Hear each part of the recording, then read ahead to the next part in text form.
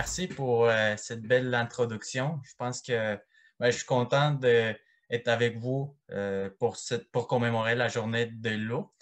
Et puis, on a vu au cours de présentations que de mesurer la quantité d'eau, c'est quelque chose d'important. Par exemple, dans le projet de notre collègue Simon, on a vu que c'est important de savoir combien d'eau qu'il y a dans le barrage hydroélectrique. Et mon cas, c'est un peu la même chose. Sauf qu'ici, il y a une particularité, ça serait le fun d'avoir la donnée à distance à l'aide de la technologie LoRa. Donc, pour rentrer un peu plus en détail de mon projet, je vous propose cet ordre du jour. Je vais décortiquer un peu plus tous les mots qui sont dans les titres. Je vais expliquer dans la méthodologie comment que j'ai construit le système de mesure. Et finalement, on aura les temps pour les conclusions et le résultat. Donc, sans plus tarder, pourquoi on mesure le niveau d'eau? Je vais utiliser la même anecdote que je vous ai racontée lors de ma dernière présentation. Depuis le début de la pandémie, on voit les mots distance un peu partout et je pense que ça a changé beaucoup de nos habitudes. Par exemple, j'essaie les choix entre aller à l'épicerie et de trouver les bons moments. Pour trouver les bons moments, il faut considérer plusieurs paramètres comme les nombres de personnes qui sont sur la ligne d'attente, aussi les horaires d'ouverture de certains magasins parce qu'ils ont changé au cours des semaines et la disponibilité des produits parce que, comme on a vu, il y avait des rangées vides dans les magasins. Je vous ai dit lors de la dernière présentation qu'il y a un outil que c'est de voir l'information sur Internet. Donc, on peut voir les prix, la variation de stock qui est en magasin, les horaires d'ouverture, etc. Cette situation-là est particulière, puis ça se peut extrapoler dans des autres contextes, comme l'irrigation de précision. Ici, notre ressource va être stockée dans une épicerie qu'on appelle le water source ou la source d'eau. Les différents clients sont les plantes et toujours moi qui vais valider ou savoir qu'est-ce qui se passe sous le terrain directement. Pourquoi ça m'intéresse? Parce que ces plantes-là ou ces contextes-là sont en région éloignée. Donc, ça serait le fun de savoir avant d'aller sur le terrain qu'est-ce qui se passe. Bon, mais je vous parle de système d'irrigation et peut-être que parmi vous, vous n'êtes pas familiarisé avec ces mots-là, les mots ou les thèmes système d'irrigation. Le système d'irrigation, ça sert juste à satisfaire les besoins en eau que la nature n'est pas capable de remplir pour elle-même, soit pour les précipitations ou pour les apports d'eau naturels. Donc, les systèmes d'irrigation sont toutes les infrastructures qui aident à établir une condition d'humidité stable et favorable pour les plantes ciblées. Dans mon contexte, c'est une culture de SFA. Je ne vais pas rentrer dans le détail de c'est quoi une culture d'SFA, mais c'est la production de biomasse dans des tourbières qui ont été exploitées dans le passé pour l'extraction de la tourbe. Donc, l'idée, c'est de contrôler la source d'eau. Dans notre cas, c'est la nappe phréatique pour qu'elle soit le plus proche des plantes parce que la sphène aime ça être proche de la nappe phréatique. Comment on fait ça? Mais notre installation, dans notre cas, c'est les canaux d'irrigation. Et comment que ça fonctionne, les canaux d'irrigation? Mais s'il y a un niveau bas dans les canaux d'irrigation, le profil de la nappe phréatique va ressembler à ça. Je pense que vous êtes familial avec toutes les lois d'écoulement d'eau. Je ne vais pas rentrer dans le détail, mais ça semblerait à ça. Mais s'il y a une condition idéale, soit un niveau de nappe phréatique proche dans les canaux d'irrigation ou un niveau haut dans les canaux d'irrigation, mais ça amène ou ça s'est traduit une condition d'humidité stable dans les bassins. Donc, ici, il faut retenir deux éléments. Le premier, ça serait le fun de surveiller les niveaux d'eau dans les fossés d'irrigation ou les canaux d'irrigation et aussi les différents niveaux d'eau ou de la nappe phréatique dans les bassins de culture parce que même s'il y a un certain contrôle de la nappe phréatique, il y a encore des variations qu'on est capable de voir sur le terrain et c'est important de l'observer et l'analyser. Maintenant, je vais vous parler sommairement c'est quoi la technologie LoRa. Bien, LoRa, ça fait partie d'une des technologies dans cette ère de l'informatique. L'ère de l'informatique, on voit qu'il y a un partage des données, un partage des connaissances en tout le temps. D'ailleurs, on utilise un réseau qu'on appelle Internet pour faire ce genre de conférences, pour partager des connaissances ou des données. Et la technologie LoRa fait partie des autres technologies qu'on appelle des Low Power Wide Area Network ou des techniques de modulation à faible puissance puis en portée plus large.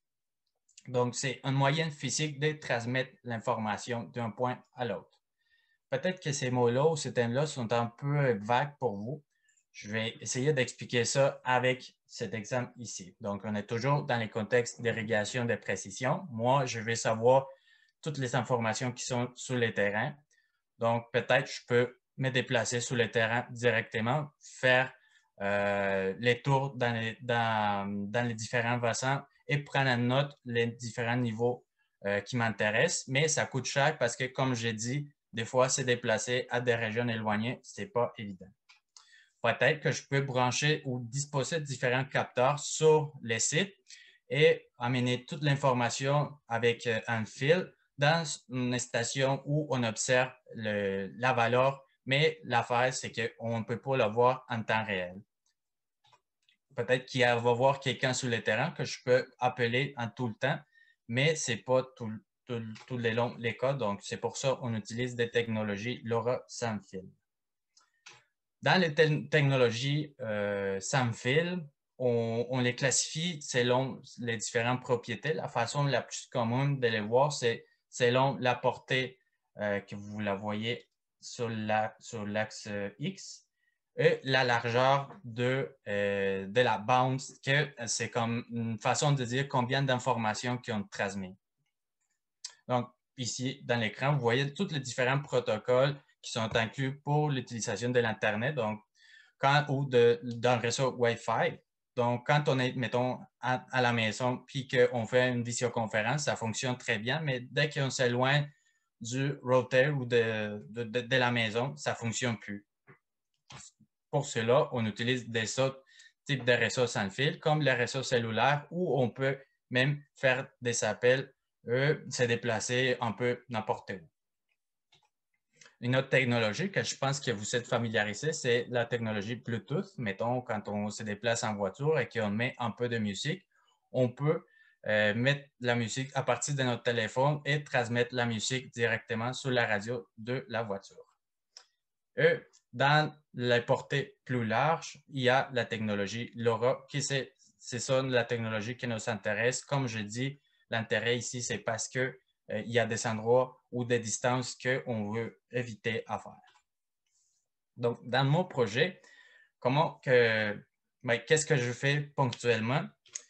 Le but, c'était de construire une sonde ou un système de surveillance des niveaux d'eau pour la culture des sphinx. Comme j'ai dit auparavant, cette culture-là est sensible aux fluctuations de la nappe phréatique. C'est intéressant de voir toutes ces fluctuations en temps réel.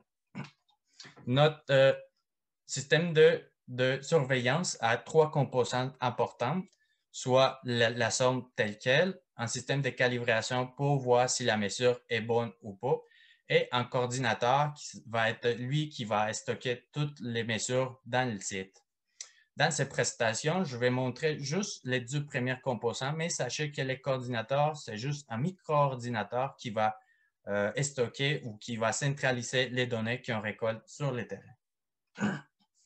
Donc, on peut, de façon schématique, on peut déployer n'importe combien de sondes, de N sondes, et toutes ces sondes-là vont être communiquées avec les coordinateurs pour envoyer les différents niveaux qu'on enregistre ponctuellement, soit des sondes qui sont dans les canaux d'irrigation ou des sondes qui sont dans les bassins de culture. Donc, pour ce qui concerne les sondes, ce sont des sondes qui fonctionnent avec des panneaux photovoltaïques avec un minimum d'heures d'ensoleillement de 4,5 heures par jour.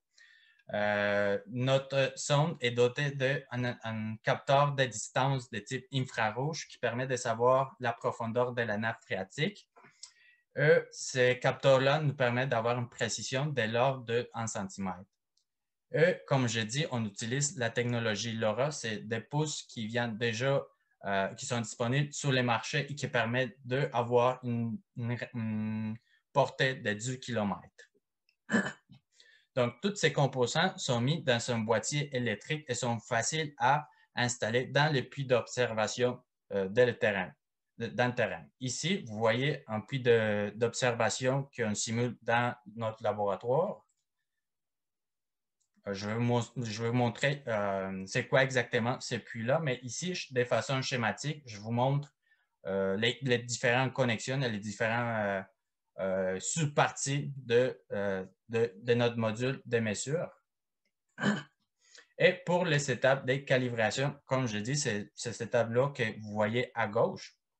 C'est tout simplement un tuyau en PVC de 10 pouces où on peut mesurer à l'aide d'une règle la mesure réelle et aussi voir les niveaux d'eau à l'aide de notre capteur. On peut changer le niveau d'eau avec l'ouverture de ces valves ici. Donc, on commence avec un niveau les plus haut et tranquillement, avec ces sorties d'eau ici en bas, on peut changer les niveaux à n'importe quel niveau désiré. Pour les résultats, c'est vrai qu'étant un projet encore en cours de route, mais je vous montre notre courbe de calibration. C'est vrai qu'il y a un certain décalage entre la mesure obtenue par les capteurs et la mesure réelle, mais pour nous, c'est quand même un bon résultat parce qu'on voit que ce décalage-là est d'à peu près de 12 cm et ce n'est pas beaucoup pour notre contexte.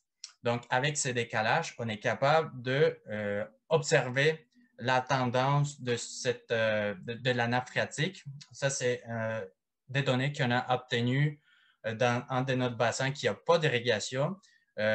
On a décidé de les mettre là parce que quand il n'y a pas d'irrigation, on voit que la fluctuation de la nappe phréatique est plus large. Et comme je dis, il y a une erreur d'à peu près de 10 cm entre la mesure réelle et la mesure de notre prototype. Pour cet été, l'idée, c'est d'installer ces capteurs dans un site expérimental de culture de sphaignes à Saint-Modeste. Donc, l'idée, c'est de déployer ces sondes-là tout le long des bassins, au moins une sonde par bassin pour surveiller les niveaux d'eau dans les canaux d'irrigation. Et il va y avoir un coordinateur ici où vous voyez la petite maison jaune qui va centraliser toute l'information et ces coordinateurs-là, j'ai accès à distance à travers d'une IP fixe. Je peux tout savoir, mettons, s'il y a un manque d'eau assez important, je peux me déplacer si jamais ça arrive. Je vous amène un bonus. Aujourd'hui, je me suis promené avec des différents antennes. J'ai changé certains composants des maçons et j'étais capable d'avoir une lecture à quelques mètres de chez moi. J'habite à Québec, à Saint-Roch. Je déplaçais, pour moi, c'était quand même une surprise parce qu'il y a beaucoup de bâtiments, il y a beaucoup d'arbres, ce n'est pas les conditions pour avoir une bonne lecture, mais j'étais capable de voir la lecture à distance, même avec ces conditions-là. Comme conclusion et pour les messages pour aller mais pour les take-home messages qu'on appelle, ben, je suis comme pas mal un fan de Kobe Fagan et j'aimerais partager ces conclusions à l'aide de quelques paroles qui m'ont inspiré. Donc, oui, mais mettons si la zone m'écrit « Il pleut ici dans le site de culture sphaignes », je peux dire « Oh, mais c'est parfait, ici, ça neige » ou je peux avoir la communication entre mon site et les conditions que j'ai actuellement n'importe où est-ce que je me trouve. Pour nos sondes, il faut quand même de l'amour, il faut faire une petite maintenance, mais surtout du soleil avec les conditions qu'on a dans le site, ça veut dire à Saint-Modeste, à Québec, c'est possible de travailler, mais on l'utilise pour la période estivale, mais c'est vrai que ça pourrait fonctionner aussi pour la période de l'hiver où il y a moins de soleil. À toutes les 8 secondes, ou je dirais même à toutes les secondes, il y a une plante qui crève et qui a besoin de l'eau. Donc, c'est intéressant de pouvoir déployer ce type de capteurs qui nous permettent de savoir combien d'eau précisément en temps réel la plante a besoin par jour. Et finalement, je deviendrai pas riche, mais ça prend un peu plus de temps, ça prend de la calibration, ça prend de l'investissement, mais je suis vraiment content que ça fonctionne et ça va être déployé dans notre site de culture de sphinx. Fait que merci beaucoup pour votre écoute et c'est tout.